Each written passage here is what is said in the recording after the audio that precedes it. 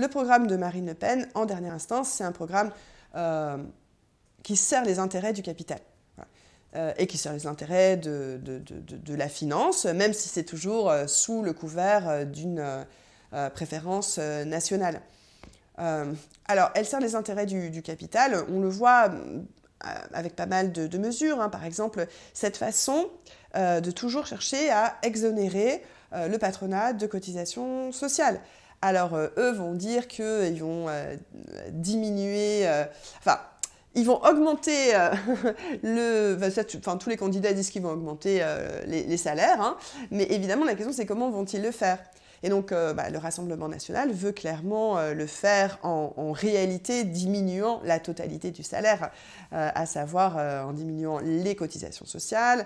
Donc évidemment ce sont des charges aux yeux de cette droite dure, hein, de cette extrême droite pour ce qui concerne Marine Le Pen. Donc diminuer les cotisations sociales, c'est-à-dire diminuer le salaire qu'on peut nommer soit différé, soit socialisé.